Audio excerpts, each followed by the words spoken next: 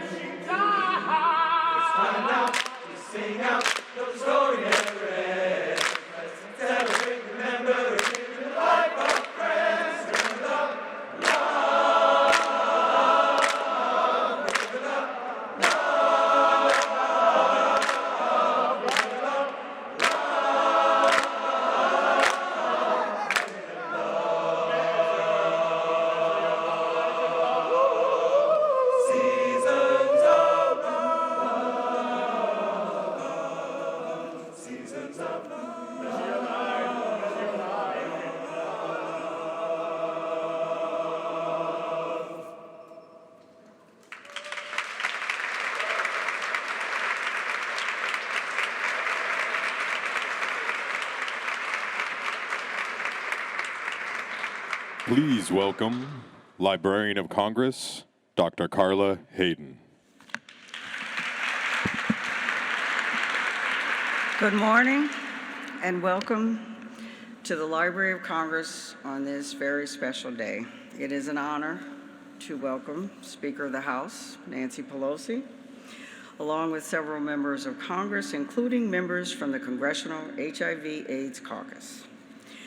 And another warm welcome to our partners today from the Names Project Foundation, led by President and CEO Julie Rode, the team from the National AIDS Memorial, led by Executive Director John Cunningham, and the founders of the quilt, Cleve Jones, Mike Smith, and Gert McMullen. Also, thank you to the Gay Men's Chorus of Washington, D.C. for that wonderful performance of Seasons of Love from the musical Rent. Please, one more.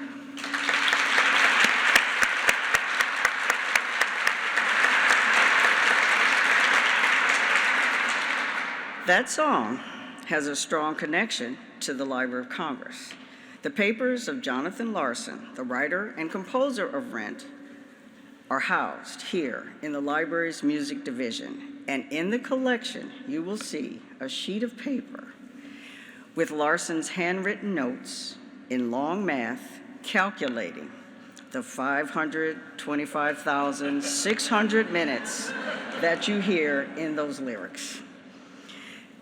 The song, though, Seasons of Love, reminds us of the preciousness of life and living it with love. And that's why we're here today in Washington to remember the tens of thousands of people we love who died from AIDS and the profound impact that they've had on our lives. Tragically, since 1981, close to 636,000 people have died from AIDS in the United States alone. One of them was my first cousin from Chicago. He was a vibrant young man who loved life and enjoyed every minute of meeting people and performing as an actor. We were so proud of him. And he died in the mid-'80s during the early years of the pandemic. Another was a student of mine in library school at the University of Pittsburgh. He was working at the Smithsonian before I recruited him to work at the Chicago Public Library. He was young and handsome and debonair and said, "Carla, Dr. Hayden, don't dress like a librarian." And he created some of the most beautiful exhibitions for the library. And he died, and I spoke at his memorial in 1993. And sadly, there are too many similar stories like these from men and women from San Francisco to New York City, from Seattle to Miami. And for more than 30 years, the AIDS Memorial Quilt has become a beautiful symbol of hope, healing, and remembrance. The patchwork of photographs, clothing, and flowers will forever honor the thousands of lives lost. And each stitch of every fabric sewn represents the heartbreak and social conscience of the impact of the AIDS epidemic on this nation, and serves as a reminder for the rest of us of our responsibility to continue to tell their personal stories. And that's why today we are honored to announce that the National AIDS Memorial will become the new caretaker of the AIDS Memorial Quilt and the Names Project programs. And as part of the transition, the Library of Congress's American Folklife Center will become the new home for the National AIDS Memorial Quilt Archive Collection.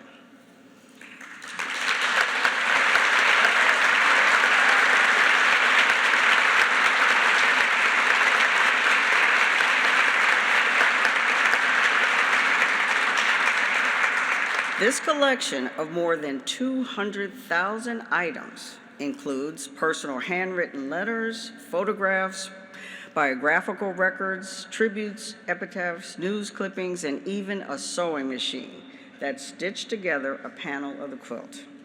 These archives will be preserved here at the Library of Congress and made available to the public and researchers for generations to come. But most importantly, it will help humanize and bring to mind the scale of the AIDS pandemic through the words and voices from the people we've lost and the families they've touched. This includes our colleagues here at the Library of Congress who passed away from AIDS and who are remembered on the library panel of the quilt. In the archives we received, a story is told of a small group of library staff members who got together in 1992 to stitch together this panel. They learned how to sew and use a sewing machine during their lunch breaks and staying late after work. And 27 years later, 8 of them still work here at the library and are here this morning. And I invite them to stand or raise your hands. And I know that the people immortalized are here. They're up there.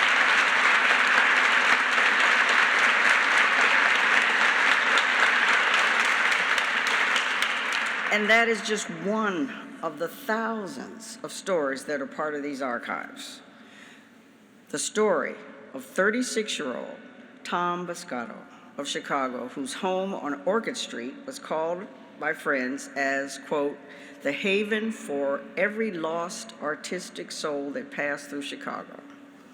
Or the story of 33-year-old actor Marvin Feldman, who was the inspiration for the very first quilt that is on display here today.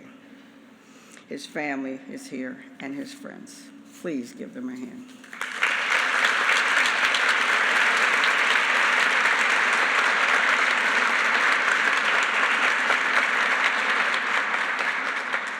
There's a tribute by students of West Iredell Middle School in Statesville, North Carolina, remembering Ryan White, who touched and helped educate the students and the world about the disease. And there's a beautiful letter from the sister of Ernesto Lopez Monillo, Jr. of Huntsville, Alabama, thanking quilt organizers for helping her heal.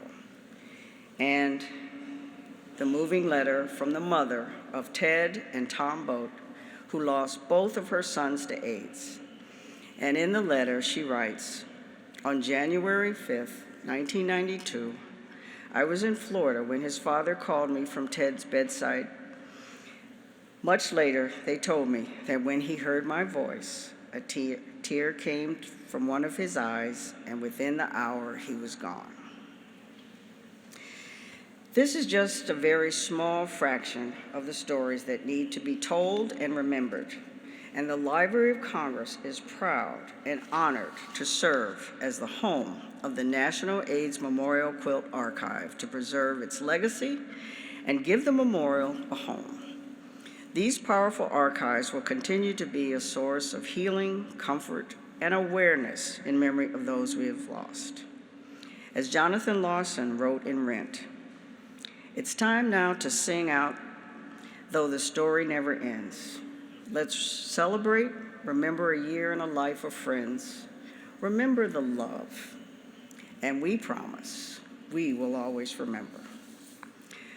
The Library of Congress panel of the quilt and items from the AIDS Memorial Quilt Archives will be on display here in the Great Hall until World AIDS Day on December 1st, and we hope you will come back and visit. Now, I'd like to welcome the President and CEO of the Names Project Foundation, Ms. Julie Rode.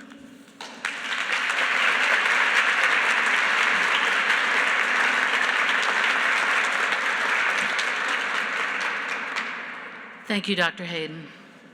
Madam Speaker, Congressman Lewis, Congresswoman Lee, members of the HIV and AIDS Caucus, my colleagues, my friends, and other dignitaries that are here today. I am thrilled to be here with you and tremendously honored to be able to share our stories with you.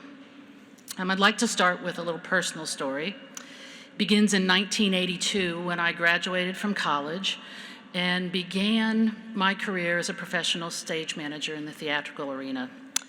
And I didn't know at 22 that what I had learned in theater, which was you work together, you rehearse together, you spend your time together doing 8 shows a week, you dine together, you go out after shows, and yes, you have cocktails together, and you become a family in that process. And what happened for me and so many of my friends was that we were faced with an epidemic that was tearing our community apart.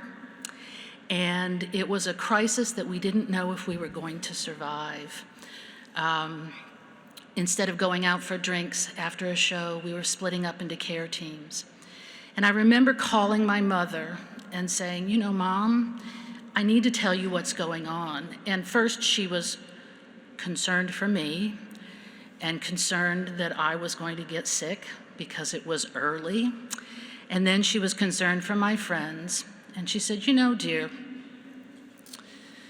just the simple act of being human means that somewhere in your life, you're going to be faced with a crisis. You're going to be faced with what you think is the insurmountable, the unsurvivable. And the question is not whether you will get through it, but how you will get through it. And I'm honored to be able to stand in front of this quilt as one of the finest examples of how we began to get through this and work through this. Because, you know, 32 years ago, this quilt was founded by a group of strangers. They gathered to remember the names and the lives of the loved ones that they feared history would forget. And with that seemingly simple act of love and defiance, the first panels of the quilt were made, and the Names Project was founded. That same year, those first memorials traveled here along with 1,900 others, where they made their first appearance on the National Mall. And in doing that, they made it impossible for the world to dismiss or deny AIDS. And they made it impossible for us to look at this without looking at the human toll. In the years since that first display, this quilt has grown to over 50,000 panels, and the names contained in its stitches to over 105,000. This morning, we've come to our nation's capital once again to announce our plans for the future of the AIDS Memorial Quilt and the Names Project. And we are here with some of the most powerful ambassadors and envoys to the cause of human rights that we've ever known. And they are the panels of the AIDS Memorial Quilt. They are our guides. They are our navigators. They are our teachers. They stand ready to remind us all that we are connected one to another. And if we're connected one to another, then indeed we must be responsible one for another. They call on us. Thank you. Embedded in their stitches is a call to us to pinpoint what really matters. They're here for me, they're here for you, and they're here for people from all walks of life all around the globe. As Dr. Hayden stated, and on behalf of the Names Project Board of Directors, our staff, our friends, and our family, I am thrilled to formally announce that in 2020, the National AIDS Memorial will become the caretaker of the AIDS Memorial Quilt and the Names Project programs. The quilt will return to San Francisco, to where it began more than 3 decades ago. And as you know, part of this transition, we linked DC and San Francisco and Atlanta, but we linked DC and San Francisco in telling our stories for generations to come. This is the culmination of what I would call Chapter 2 in the story of the Names Project. It is the realization of a long-held plan to secure new institutional partners in order to secure the legacy of this AIDS Memorial Quilt and ensure that it will be here to teach for generations to come. This second chapter began 18 years ago with a move to Atlanta, Georgia. Congressman Lewis, we are honored to have spent 18 years in your district. Your leadership in the cause of human rights and social justice, your service to our city and to our nation is unparalleled. You are a hero to us all, and you are a reminder of what's possible. You're a reminder of what good trouble looks like, and you challenge us.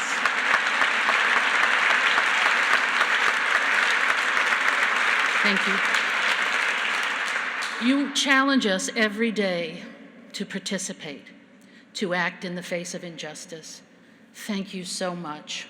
Thank you. I'm proud to live in the 5th District. Just thought I'd share that.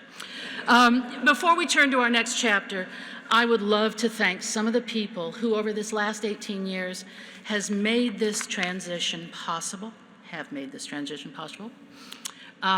first one's Brian Holman. Brian, you transformed our display program. You took it from 50 displays a year to a peak of 450.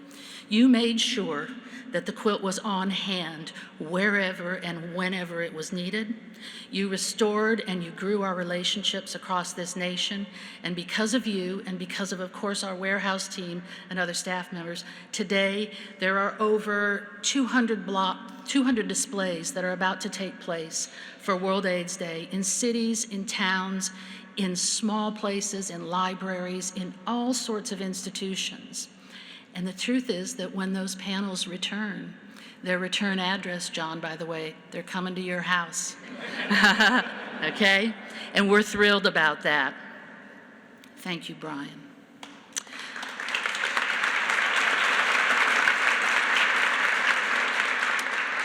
Jada Harris and Ada Rentis, thank you for spending hours and hours and hours in church basements, in HBCU student centers, in community centers and clinics, building the Do Lord Remember Me and Call My Name workshop programs.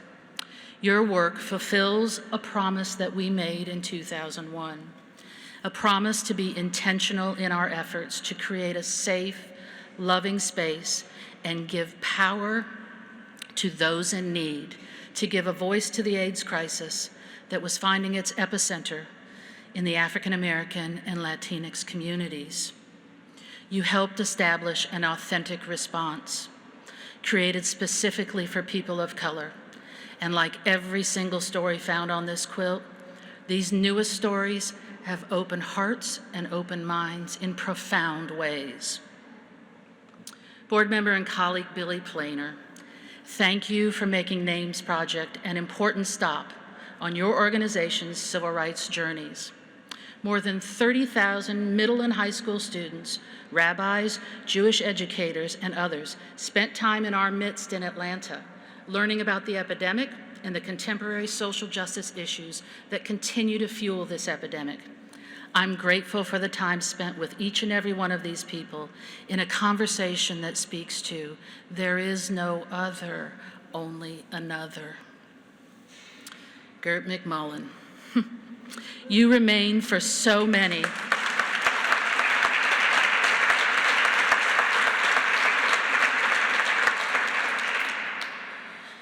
You are the woman whose soul is stitched into the very fabric of this handmade treasure.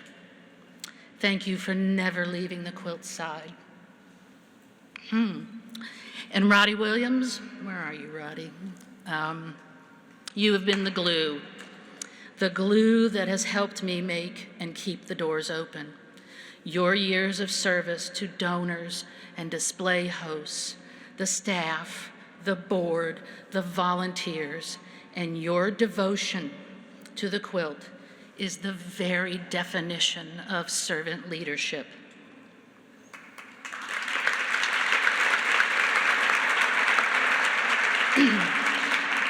Words will never convey my gratitude. Harriet Sanford, Amy Stone, and Tracy Newton. As board chairs, you challenged me, and you reminded me of my mother's words. You challenged me to focus on not whether we could get through the difficult times, but how we would get through them. Thank you for helping me stay the course.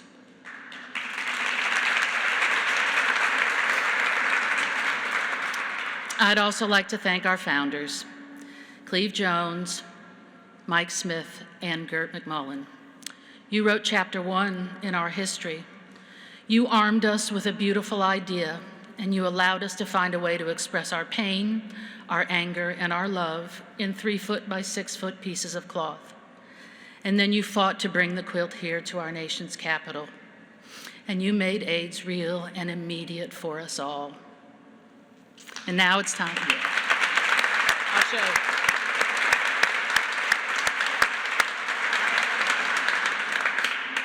And now it's time to pass the torch. I remember my first call is about 6 years ago, I think, to Betsy Peterson and Nicole Saylor at the Library of Congress. Betsy is the director of the American Folklife Center, and Nicole, Nikki, is the head of the archive. I was calling them for advice. I wanted to know about how we could begin to frame the dialogue around who would be the next home for these collections, and how would they be managed, and how would they be organized. And Betsy chimed in and she said, well, that's what we do. I'm telling you, I had this moment where I might have squealed and cried at the same time, because I thought, this is it. In a time when we were originally not welcome in our nation's capital, where many of the people who are in this room today fought to have us represented here, isn't it lovely that we are coming full circle and we are being invited into our nation's library and into our nation's capital with vigor, as it were. Thank you.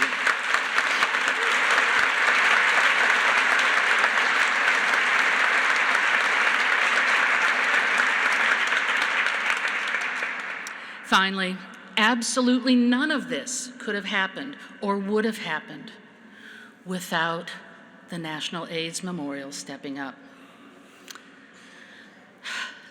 You stepped up, you stepped in, and you made a commitment to care for the Names Project, to care for the quilt, and to care for it in perpetuity. Because of you, the Names Project's taking a giant leap forward. And I know it's ironic that we're going back to San Francisco in our leap forward, but I think it's more than appropriate for the quilt to reside in the home that gave birth to it and in the city that gave life to the AIDS movement.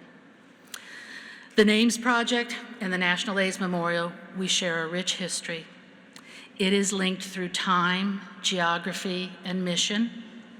We share a vision for the future, and that vision includes the National AIDS Memorial leading an effort to create a center that is dedicated to telling the story of life in the age of AIDS for generations to come. I am now proud to introduce the man who will lead this effort. He is indeed one of the finest humans I have ever encountered.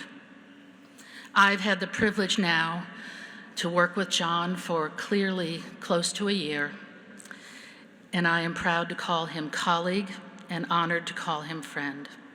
Ladies and gentlemen, please join me in welcoming the Executive Director of the National AIDS Memorial, Mr. John Cunningham.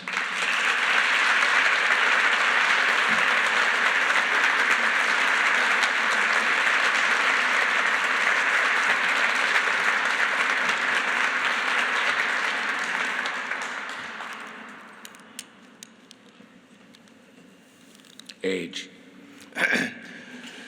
I would like to open my remarks today by remembering Jack Porter, who left the Grove family last Friday evening. Jack was a testament to the true goodness of humanity. Jack was the partner of Stephen Marcus, who was the visionary of the AIDS Memorial Grove and who died of AIDS prior to the breaking of ground. For 30 years, Jack could be found in the memorial, sweeping in the circle of friends, sharing stories with those who visit the memorial from around the world. Jack always ensured that we stayed true to our mission of healing, hope, and remembrance. I visited Jack 2 weeks ago while he was in a skilled nursing facility, and he was so pleased about what is taking place today. May we all remember the memory of Jack Porter, a life well lived, and may we strive to live as well as he did.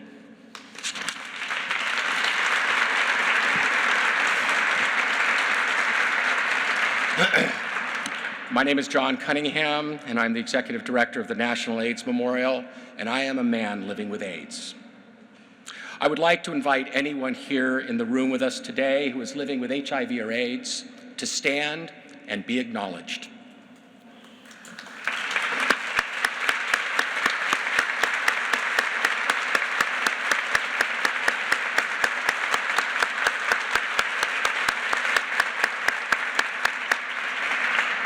Julie, thank you for your kind words. I would like to thank our dignitaries that are here with us today, Speaker Pelosi, Congressman Lewis, Congresswoman Lee, Dr. Hayden. Thank you all for your leadership, for your steadfast commitment, and for your unwavering support for those in need and fighting against AIDS. I would like to express my deep and sincere appreciation to Julie and her dedicated team from the Names Project. Brian, Roddy, Gert, Tracy, thank you. Over the last 9 months, I have had the opportunity to develop a partnership with you, Julie. And today, that partnership helped make this a reality. I would also like to thank the Board of Directors of the National AIDS Memorial, as well as my amazing team, consisting of Steve Sagasser, Matt Kennedy, Kevin Herglotz, P. Tyrone Smith, Tina Gatta, and Deb Dennison. Without your dedication and commitment to our cause and our effort, nothing would have come to be today as it has.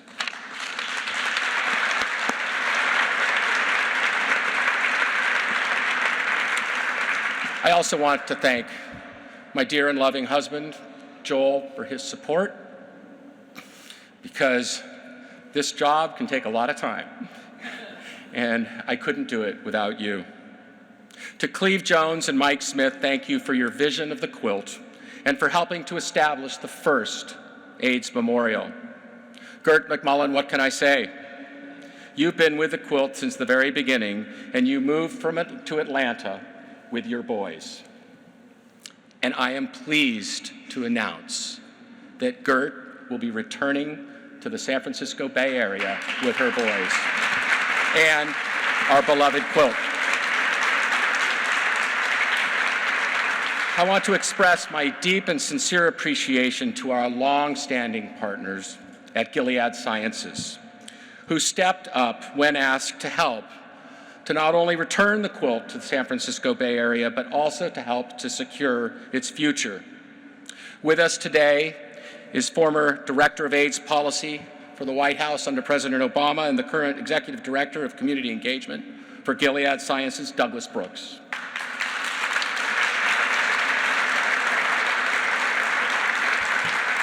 I also want to express my deep and sincere gratitude to Cora Bzuka, Vice President of Public Affairs for Gilead, who has had faith in our ability to accomplish this monumental task.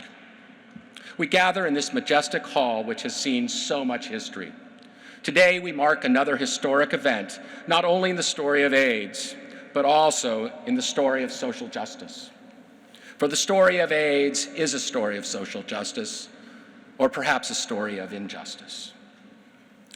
We are here in the Library of Congress as the American Folklife Center will ensure the vast collection of archives which tells the story of not just those lives memorialized on the quilt, but also the broader story of AIDS will be available for the public.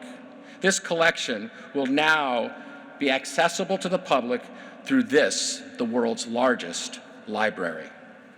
We are so pleased that this partnership will tell the story in perpetuity. 30 years ago, just a short distance from where the early panels of the quilt were arriving from around the nation and were being sewn together, a small group of San Franciscans gathered in a neglected, forgotten, and abandoned dell within Golden Gate Park. As with those who were sewing together the panels, these individuals were devastated by the magnitude of loss, but together found solace. They sought to create a space in nature where a community could gather to heal and find hope for a brighter future. Today, this space is our nation's only federally designated memorial to AIDS.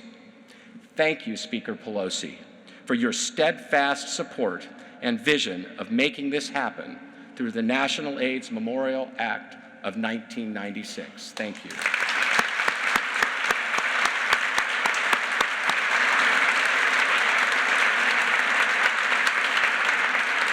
Today, the National AIDS Memorial is squarely positioned and prepared to accept the awesome responsibility of stewardship of the AIDS Memorial Quilt. And as we write this next chapter, we are prepared to work together with the Library of Congress, the founders and leaders of the Names Project Foundation, and all of you to ensure the next chapter is vibrant and tells the story. I see it as two siblings, reared in the early days together, instilled with the same values and priorities, who went their own ways, embarking upon similar work. And today they are reunited together to ensure all lives lost are never forgotten and that the story will forever be told. The quilt's new home will reside in California District 13, Congresswoman Barbara Lee's district. The National AIDS Memorial is committed to building upon the rich history and to honor its programs and its traditions. We will continue to work together to ensure our shared mission and values will be the foundation from which the future is built. As our nation's only federally designated memorial to AIDS, we are the keeper of our nation's story. For a memorial is about memory, and memory is about never forgetting.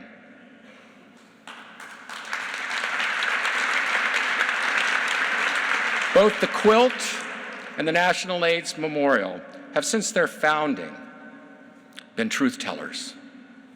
As we look to the future, we must tell the entire story and never forget that in the early years of the epidemic, it was a dark story.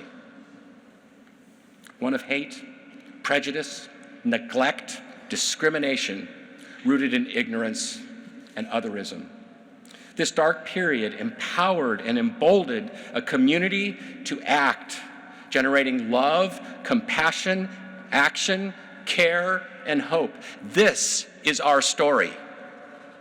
As the National AIDS Memorial looks to the horizon, we envision a National Center for Social Conscience, and the Quilt will play a central role in telling the story, and in so doing, it will inspire the next generation of leaders for social change, justice, and human rights.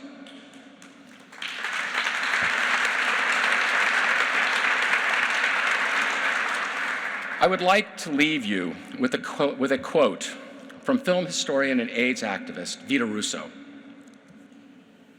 Someday, the AIDS crisis will be over. Remember that. And when that day comes, when that day has come and gone, there will be people alive on this earth, gay people, straight people, men and women, black and white, who will hear the story that once there was a terrible disease in this country and all over the world, and that a brave group of people stood up, fought, and in some cases gave their lives so that other people might live free in the future.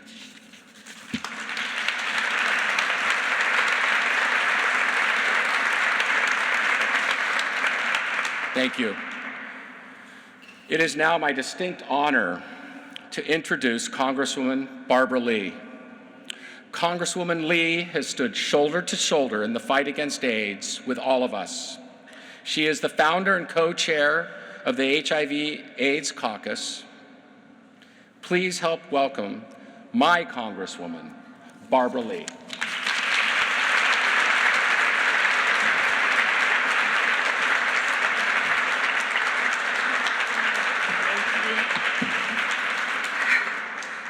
Good morning. First of all, thank you so much for being here today. And let me just say, what an inspirational and resounding performance by the Gay Men's Chorus. Just thank you, thank you, thank you. We need this here. And also, let me just recognize the founders of the Quilt, Cleve Jones, Mike Smith, Gert McMullen, and honored Tina Crosby and the Feldman family, and all of the family and friends who have lost loved ones. And I wanted also to our phenomenal Librarian of Congress, Dr. Carla Hayden. I just want to thank you so much for your leadership and for really hosting us this morning for this really beautiful ceremony. And of course, to Julia and to John, thank you so much. Thank you for your leadership. Thank you for really making sure that this beautiful event is put together and really highlighting the memories of those we lost, but also where we need to go as we move forward. Thank you so much, and thank all of you. Let me take a moment to recognize our speaker, Nancy Pelosi and Congressman Lewis, for their tireless and extraordinary efforts and work to end the epidemic. Also, was it 23 years ago, Speaker Pelosi, when President Clinton actually signed your legislation designating the AIDS Memorial, 23 years ago, the AIDS Memorial or the Grove, and elevating this place really not only of grieving, but of healing, elevating this to a national level. And of course, she continues to be extraordinary and steadfast in her leadership to end AIDS, and has never lost sight from day one of this very noble effort. And so, yes, I'm proud to stand here with you today as co-chair of the Congressional HIV/AIDS Caucus and a proud representative of California's 13th Congressional District.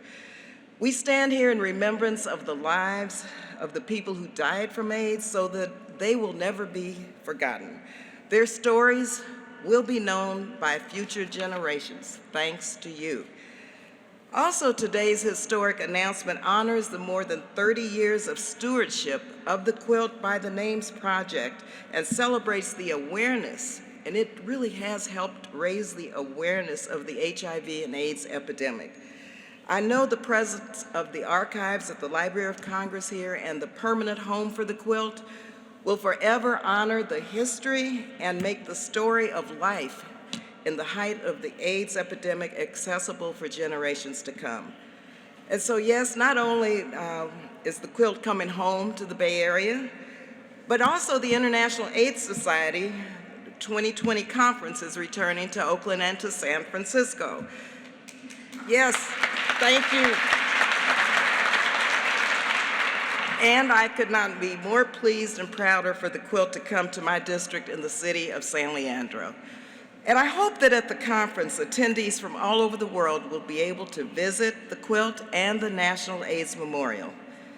Since the quilt first started raising awareness over 30 years, we have made tremendous progress in our work to achieve an AIDS-free generation. Thanks to programs like the Ryan White Program, the Minority AIDS Initiative, PEPFAR, the Global Fund, thanks to Speaker Pelosi, we have saved over tens of millions of lives and helped millions of children be born HIV-free. Almost every day now, there are new scientific breakthroughs in treatment and prevention of HIV and AIDS. But we still have much work to do. My district in Alameda County, the 57 jurisdictions among Alameda County is one, still disproportionately are impacted by the HIV epidemic. Here in the United States, 14% of the 1.1 million positive Americans are unaware of their status. And as we know, vulnerable communities, Black, Latinx, and LGBTQI communities are disproportionately impacted. We've made great strides thanks to you over the past 4 decades, but still have a lot of work to do to end stigma and discrimination. So make no mistake, this is still a crisis, and we will fight to end the epidemic. Many of my friends' lives were taken away much too young and too soon by AIDS. My first year as a member of Congress in 1998, I worked with my colleagues in Alameda County to declare a state of emergency in my district regarding the epidemic. So the National AIDS Memorial and Quilt, you made such a tremendous impact in telling the story of the AIDS crisis, and we will never forget the lives that were lost and what you have done. We owe it to everyone whose name is on it to keep fighting until the number of new HIV/AIDS cases drops to 0. 0.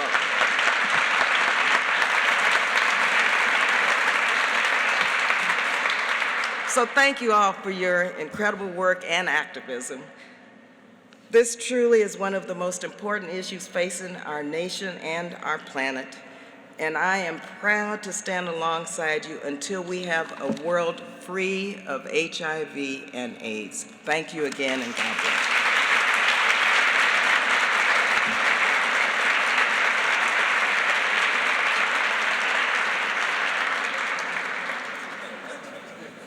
Whoa. Let me take this moment of privilege and honor to introduce our great warrior for human and civil rights, our colleague, our friend, someone who has led on so many fronts so that there can be true equality and justice for all. Congressman John Lewis from the great state of Georgia.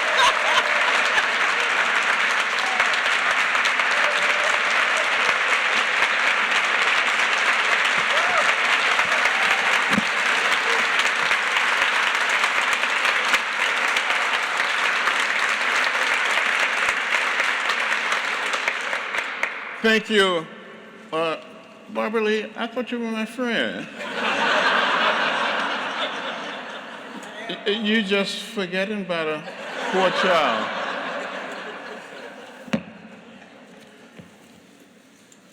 You're a good-looking group. You're beautiful, handsome, and smart. You're never giving up. You're never giving in. You have kept the faith. You have kept your eyes on the prize. Now is not the time to give up, but to stand up, to speak up, and speak out, and get in the way, get in good trouble, necessary trouble.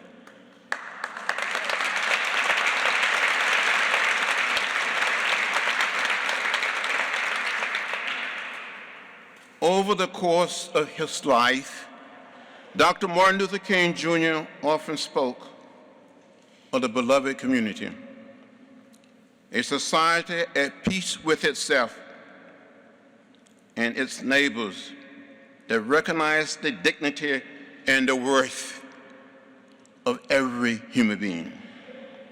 From the earliest days of the AIDS crisis, there was very similar communities.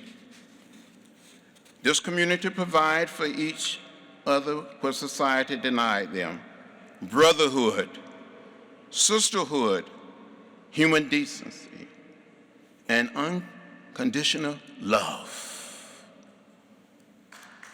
Unconditional love. In the height of the civil rights movement, we spoke of love.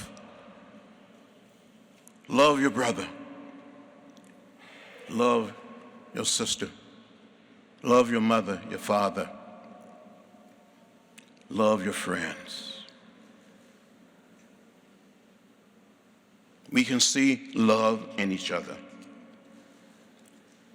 This quilt is a family home for the countless men and women who lost their lives, and to those who love and remember them.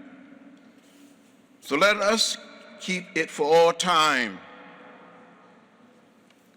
and never give up on any soul, for we all are human, and we must respect the dignity and the worth of all human.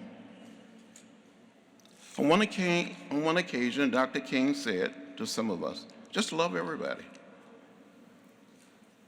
Love those who fail to love you, just love. Just love a little hell out of everybody.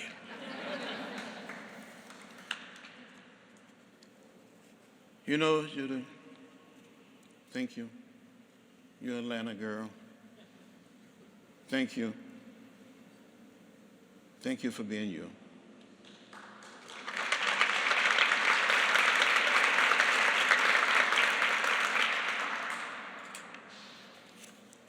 It is my honor to be with you, to be here in this beautiful, wonderful place. I remember when I was growing up, I was denied a library card simply because of the color of my skin. But now I could come to this beautiful, wonderful place and be inspired. And when people come and visit the quilt, they will be inspired not to give up,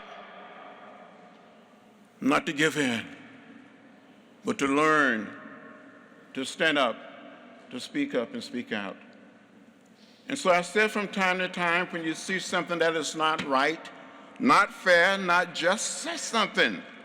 Do something. You cannot afford to be quiet. I've gone on for a while. But my responsibility is to present a friend,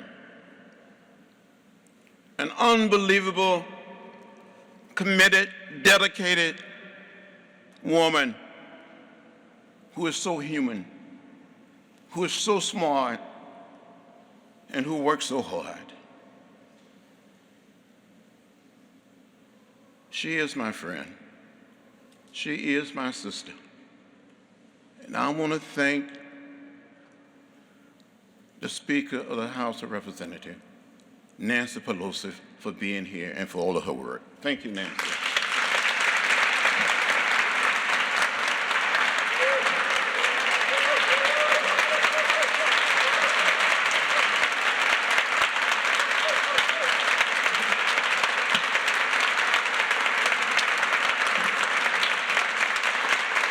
John Lewis.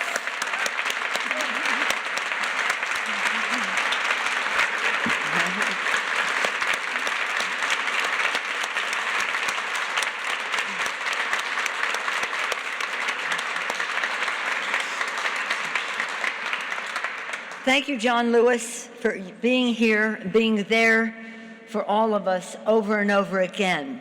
And may I say that as John pays tribute to the Names Project and the quilt, and extending hospitality to the quilt in Atlanta for all of this time, let me say that what you know, but I will reinforce that John Lewis was there when we introduced the Equality Act last year.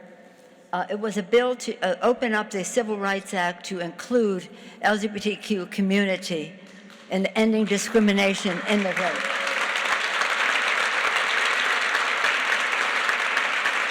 John is very proprietary about the Civil Rights Act, very careful about how we amend it.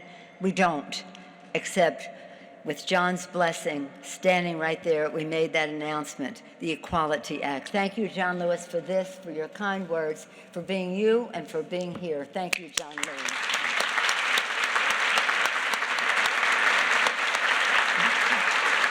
He's a master of words, but he always acts upon those words and his beliefs as he expresses them. What an honor for all of us that he was here. When I was looking forward to this day, I knew it was going to be an emotional day. I didn't realize, though, John, that we would have lost Jack Porter just a few days before this momentous occasion. He was a dear, dear friend. I loved him dearly. He made me think I was his best friend. Did he make you think that, too? He had a way about him. I don't think I'll ever have a birthday, a holiday of any kind, or anything that I've done that I would not hear from him or see him. For 30 years, we've been going, for a long time, going to the Grove, and he was always, always there. He was just remarkable, and we'll miss him terribly. So that made it more emotional, and then to be introduced by John Lewis, oh my, too much. In any event, Julie Rode, thank you. Thank your mother. Thank you for your leadership of the Names Project. John Cunningham, getting ready to, Barbara, I know it's in San Leandro, but getting ready to welcome it in a few years back to San Francisco. But the Bay Area feels very, very welcoming to the quilt coming home. Steve Cleve Jones, I'm going to talk about in a moment, but Cleve and Mike Smith and Gert, thank you for being so masterful and making all of this happen over time. Dr. Hayden spoke so beautifully about having the Library of Congress receive not the quilt, but all of the memorabilia associated with it. And in doing so, it raises the profile of it, the opportunity for others to see it, the visibility of it. But in return, all of this information about the Names Project brings luster to the Library of Congress as well. This is a beautiful gift to our nation. Beautiful gift to our nation.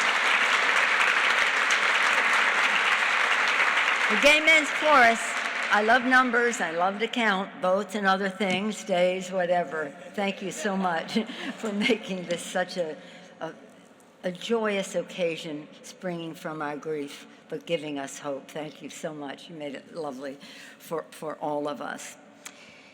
Here we are.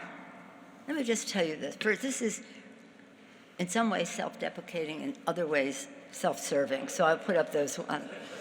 So a long time ago, 1987, Cleve Jones comes to my home and tells me in advance what it's going to be about, but he comes there and we want to take some pictures to announce a new project, the Names Project.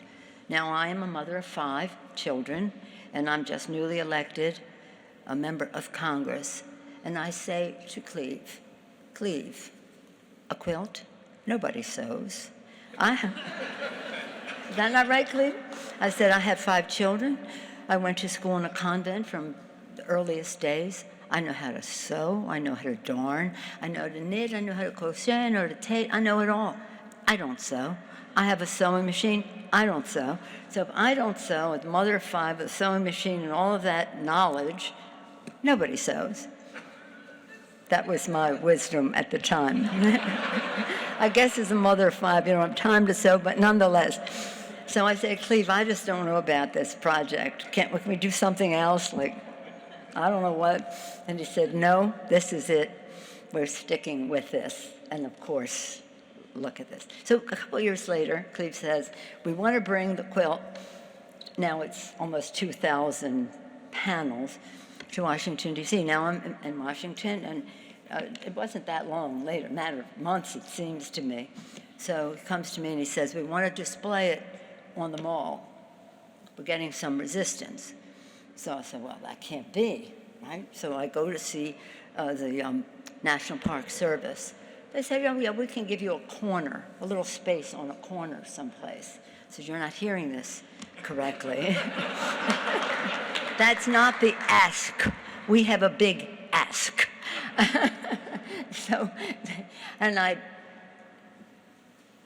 earlier than maybe I should have, spoke for all of the Democrats in Congress to say that this was our request. No was not a possibility. How are we going to get from here to there? One thing and another, much resistance. As I said, this is self-promoting, so they said, well, we can't do it because you're going to kill the grass. So well, we can handle that. We're not going to kill the grass. So the way we can handle this is you're going to have to get the quilt lifted up every 20 minutes. This quilt has to be lifted up every 20 minutes. And I said, well, you understand, we have volunteers from all over the country. That's the easiest thing in the world. We will lift up the quilt every 20 minutes. And you can check on us after. So I said, but you don't understand, we have all these volunteers because people in America are sewing their hearts out. They're just sewing. Everybody loves to sew.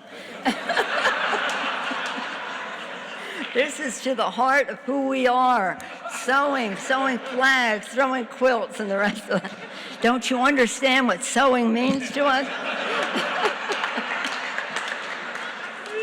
So anyway, with the promise that we would lift the quilt every 20 minutes, you remember all of this, Cleve. Cleve is my hero. I every time I see him, I think what a miracle he is, and Mike and Gert.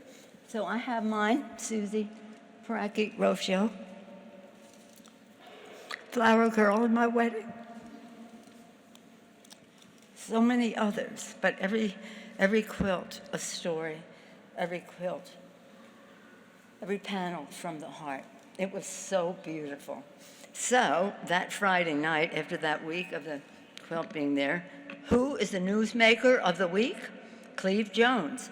And they have helicopters all over the mall showing. It was a triumph. Thanks to you. Thanks to Mike. Thanks to Gert. Thanks to Gert.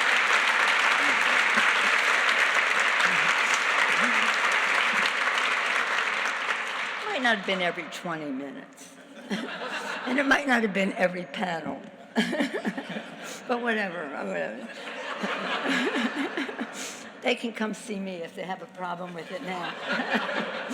In any event, it is this beautiful manifestation of love. This beautiful manifestation of love.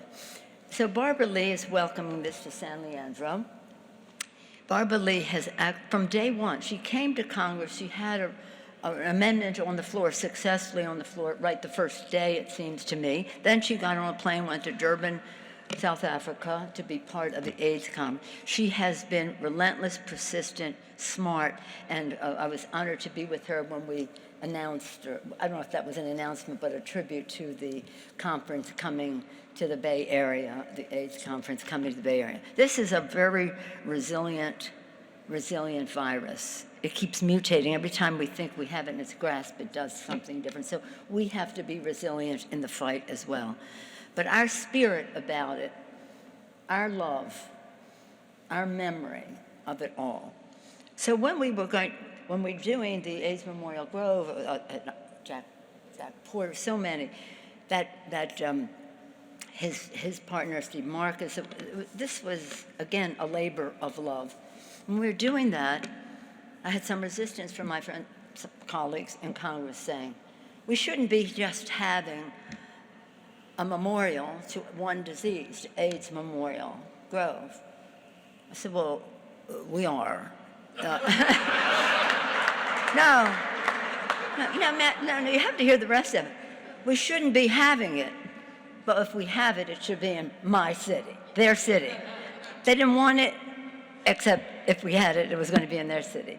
But we thought we were proprietary about it. And so when John talks about his leadership there, and he's been such a tremendous leader, thank you, John, he doesn't talk about, well, it's grand design, renewal, nature, community, all the rest. But a lot of time we spend weeding.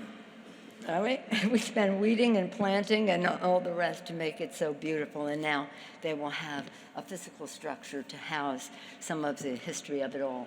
And then eventually, the names project. So this is something really spectacular in this fight all these years. And later we'll be reading names of some other folks whom we have lost. But in the meantime, we will continue our efforts to find a cure and achieve an AIDS-free generation. Again, I thank all of you. I do want to say, when everyone stood up to who's living with HIV and AIDS, he didn't stand up because he was already standing, but Dan Bernal, my district representative in San Francisco, is included in that. So this is very personal with all of us. Thank you, Julie. Thank you, John. Thank you, Clive. Thank you, Mike. Thank you, Ert. Thank you all. And again, this Library of Congress is a better place for what is going to be coming. It's a fabulous place. Carla Hayden is wonderful. She came from Baltimore, not Freetown. So I take special pride in her and praise her for the wisdom of enhancing this magnificent historic collection already present in the Library of Congress, greatly enhanced by the Names Project memorabilia. Thank you all for what you have done. Thank you.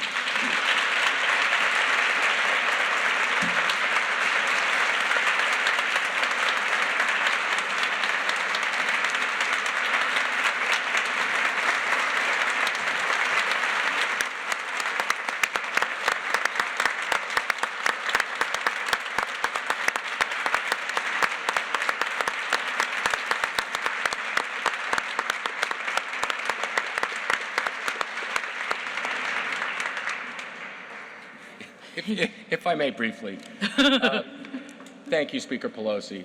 Thank you, Congresswoman Lee. May today, you being, Nancy, with your family, with your people, may it re-energize you, may it empower you as you return to the den. Yay.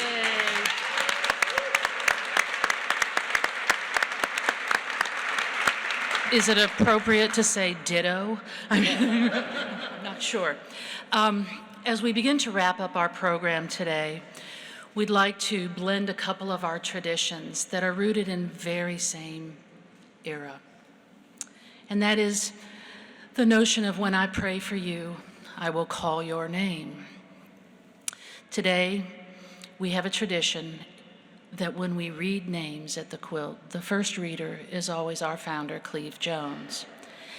And shortly you will hear from Glenn Rainey, who will lead us in, well, who will sing, Call My Name. And then we will begin a reading of names with our dignitaries. Thank you all for being here. As Julie said, Glenn will sing Call My Name. Then Cleve will come up and he will introduce the sister of Marvin Feldman for a few words. Right.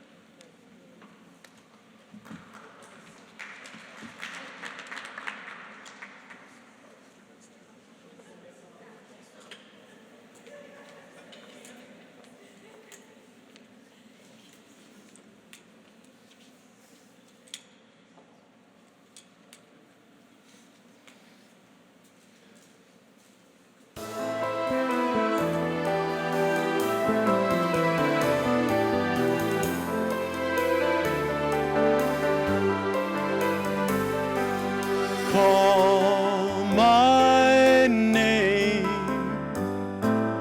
Picture me there like a photograph, 'cause wherever you're standing, I'm standing there too. Imagine me, and I'm right next to you when you call my name. Think of me, please, for another day. Every time you remember, it summons me back. Wherever, whenever you do. Just a single day at a carnival. Was it 2 years ago, last May? And then we got stuck on the Ferris wheel. What I'd give to relive that day.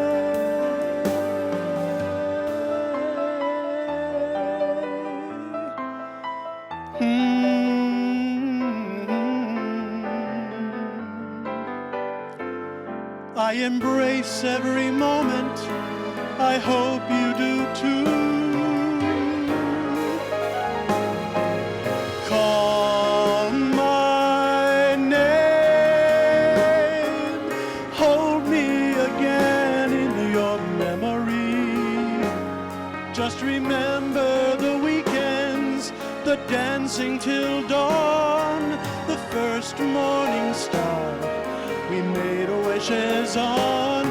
Just call my name. Don't let my memory fade away.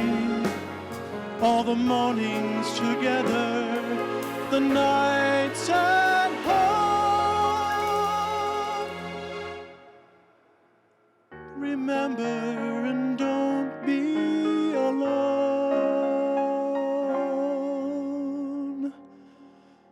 Remember, you're never alone.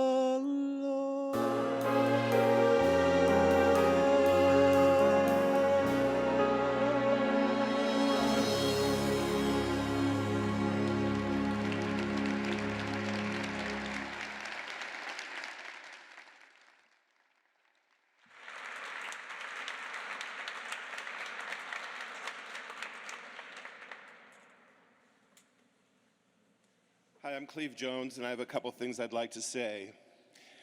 First of all, we killed every blade of grass on that mall. Oh no. So thank you so much. She's known to the world now as Speaker Pelosi. Where we live, we call her Nancy. And she's been there from the beginning for us. She hosted the first fundraiser in her home and convinced the Park Service we were going to fluff the quilt. For the last 13 years, I've been continuing the struggle for access to health care. I work for Unite Here International Union, which is the hospitality workers union, and we fight for the dignity and rights of working people, especially immigrant women who work in the hotels that you stay in. And I'm proud to be a part of that struggle, and I want to acknowledge Tim Barnes, our political director, who is here today. I also want to introduce you to somebody you're going to be hearing more about, Mike Gifford, who runs the AIDS Resource Center of Wisconsin, where people with HIV, like myself, live longer than anywhere else in this country. They're expanding their services, and I'm looking forward to seeing a partnership between them and the National AIDS Memorial to send the message of the quilt, because one of the single greatest obstacles to our fight against AIDS remains stigma. And we have to continue to address that, the stigma of homophobia and racism that have combined together in such a horrible way. I'm deeply grateful to all of you who are here today from the chorus, Dr. Hayden and your staff here, Representative Lee, Representative Lewis, amazing heroes. But I want to tell you about my friend Marvin Feldman and how this quilt began. This quilt came to being on November 27th, 1985, at our annual tribute in San Francisco to Harvey Milk and George Moscone, who were so important to all of us in the Bay Area. They were murdered on November 27th, 1978, and every year we reenact the candlelight march that occurred that night. However, in 1985, the news had just come out that we in the Bay Area, particularly in Oakland and San Francisco, had already lost 1,000 of our friends and neighbors to this new disease. I was overwhelmed by that statistic, and so many of those people were my closest friends and neighbors. It seemed to me like everybody I knew was going to die. And so that night at the annual tribute, I had Harvey Milk's old bullhorn, and we had some stacks of cardboard and magic markers, and we asked everybody to write the names of one person they knew who had been lost to this disease. At first, people were reluctant, and then finally they began to print those names, and we marched in silence with our candles down Market Street to City Hall. We filled Civic Center Plaza, and then I had everybody walk a couple blocks to the old Federal Building, and we'd hidden some shrubbery some ladders in the shrubbery outside, and we climbed up with big rolls of tape on our wrists, and we covered that gray stone facade with the names of our dead. And as I looked at that, I thought to myself, it looks like some kind of strange quilt. And I thought of my grandma back in Bee Ridge, Indiana, and the quilts that she had sewn. One of them is on my bed tonight. And it was such a powerful symbol and such a warm, comforting, middle American, traditional family values sort of symbol. And I said, yes, that's the symbol. And for a year I talked about it, and everybody said it was the stupidest thing they'd ever heard of. And then I met Mike Smith, who had a degree in business from Stanford, and he knew how to make this happen. And we had our first volunteer meeting. We put up posters everywhere. Only 2 people showed up, Jack Castor and Gert McMullen. And we lost Jack a long time ago, but Gert is still sewing. So Gert, Mike, I love you both. Thank you.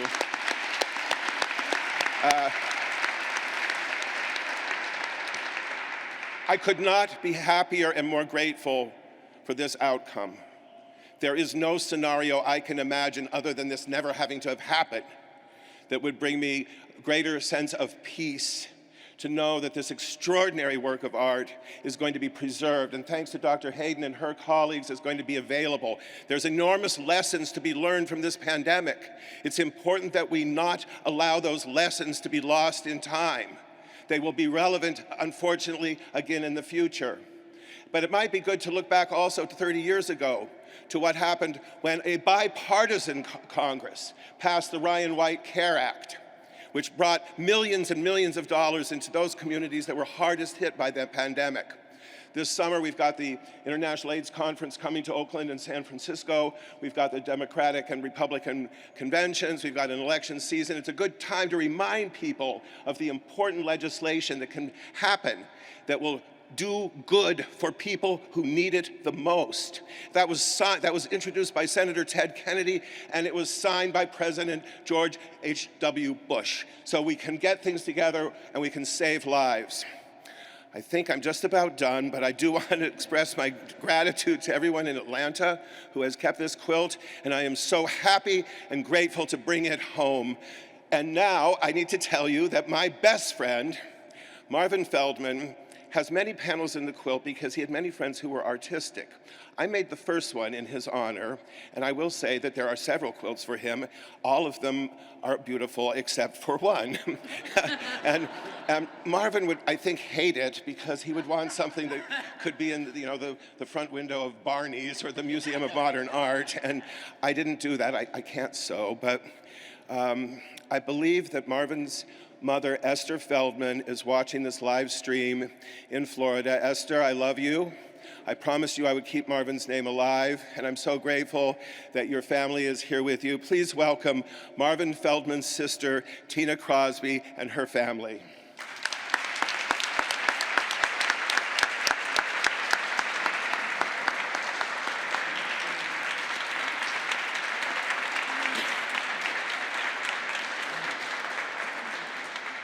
My being here, I guess, is an accident of birth, but I'm very, very proud to say that I am, that my youngest brother, Marvin Feldman, the man whose death compelled Cleve Jones to make the first panel of the AIDS Memorial Quilt in 1987.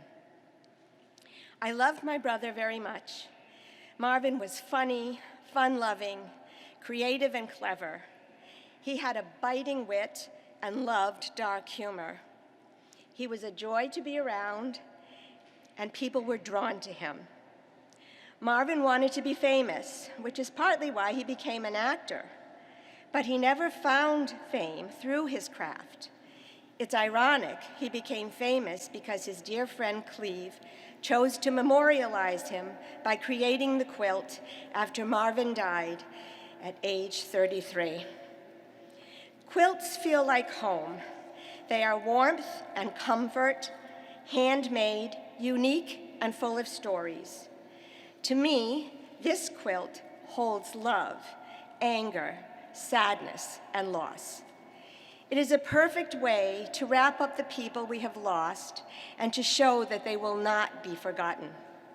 Every color, every shape, every stitch that is part of this quilt is full of love and memories. On behalf of my still very sharp 97-year-old mother, Esther Feldman, who wanted to be here today, and I'm going to say hello, Mom, but couldn't, my younger brother, Bob, who also wanted to be here but deals with Parkinson's, my late father, Sidney, and the rest of my family, we say thank you to everyone who invested their time and love into this amazing legacy for those lost to this horrific disease. And finally, we can't convey how grateful we are to Cleve for envisioning this remarkable project sparked by love for Marvin, whom we all adored and we miss. Thank you.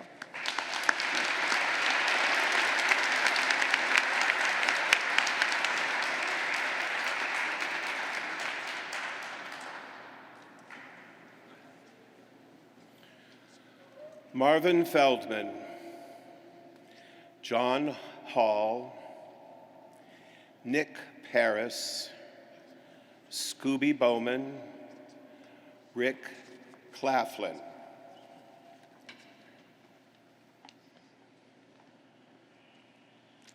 Susan Paraki Roggio, Scott Douglas and his partner Michael McCall, Neil David Kelsey, David Smith Fox, H.M. Sanchez, Bill Braley, Terry Sutton, John Johnston, Marvin Feldman. How many quilts? Yeah. Many. And then one more, Bill Krause. Bill Krause worked for the Burton family, which preceded me in Congress, and his panel was what was visited so much when the quilt was here, Bill Krause. Jose Ramirez, David Thompson, Todd Coleman, Jonathan Halpern, Jerry Gendler, Scott Lago, Jack Castor, my friend Jeff Phillips, and my friend Peter Anson.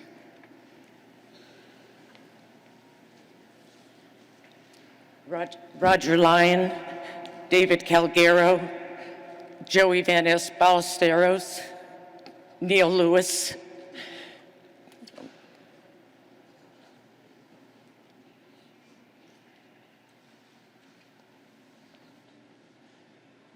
Curtis Robinson, Robert Wade Edwards, Jeffrey Nyland, Michael Dennis White, John Paul Warren, Ted, Ed Sully, Sergei Shuskil, Dwayne Schomburg, William L. Norris, Michael Matthews, Wade Landreth.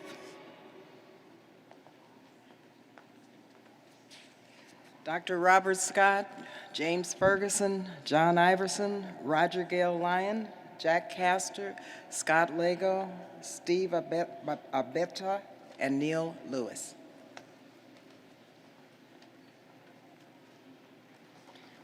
Patrick A. Doyle, Robert M. Dunn, Grady Michael Evans, David M. Green, John R. James, Bruce Langdon, Patrick R. Mahoney, Jim Mannon, David S. Meisler, Kenneth M. Mooney, Patrick Kuntz Ragland, Steve Johnson, Thomas Blake Blakesley, Ron Clements, David.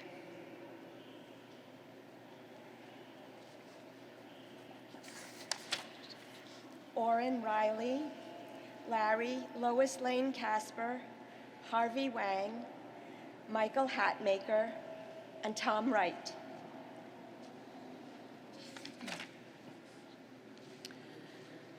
Jim, John Brown, Glenn Klein, Ron Lindsay, and my friends, Martin Walsh, William Roerig, Greg Mariner, Ron Dodge, and Adam Muzzy.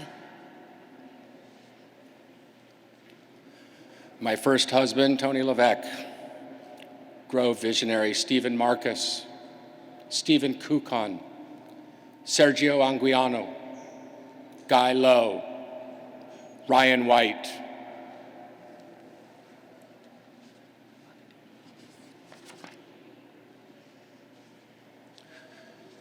As is the tradition at the National AIDS Memorial at the conclusion of every workday, I would now ask anyone here that has a name in their heart that has not been spoken to now speak aloud that name, and at the conclusion feel free to lay your rose upon the quilt and then join us for the reception. Please speak aloud the names.